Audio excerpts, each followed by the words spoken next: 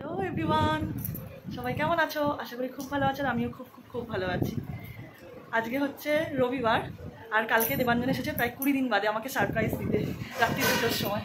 আজকে দেবাঞ্জনের সাথে কি করি কি না করি, সারাদিন কোথায় যাই, কী খাচ্ছি, সব তোমাদের সাথে শেয়ার করবো। তাহলে এখান থেকে চলো ব্লগটা শুরু করা যাক। আমি ফ্রেশ হয়ে আছি, ফ্রেশ হয়ে করে নিলাম ব্রেকফাস্ট, রুটি আর মাংস।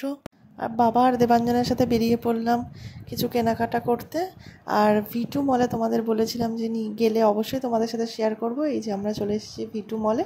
এবার তোমরা দেখতে থাকো এই মলের কালেকশন।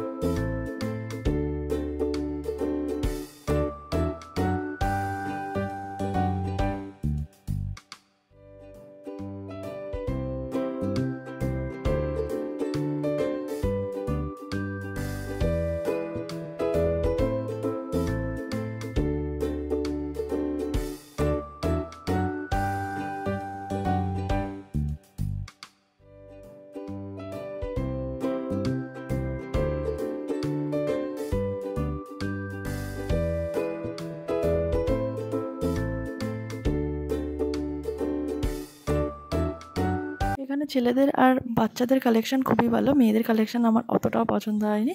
এবার বিল টিল করে বাড়ি গেলাম। বাড়ি ফিরে আমি পার্পেল থেকে কিছু অর্ডার দিয়েছিলাম, সেটা দেখলাম সেই পার্সেলটা এসে গেছে। অর্ডার দিয়েছিলাম আমি নেল পালিশ, কম্বোতে পেয়েছিলাম 5টা, আর দিয়েছিলাম কার্মেসির ফেসিয়াল আর আইব্রো রেজার, আর তার সাথে একটা প্রিয়ার পোস্ট বাম দিয়েছিল। চান করে দুপুরে লাঞ্চ এসেছিলাম। এটা ছিল ভাত, মুড়িঘণ্ট, মোরল্লা মাছ, মটন, বড় মাছ আর চাটনি। এরপর রেস্ট নিয়ে শ্বশুরবাড়ি যাওয়ার জন্য রেডি হয়ে গেলাম।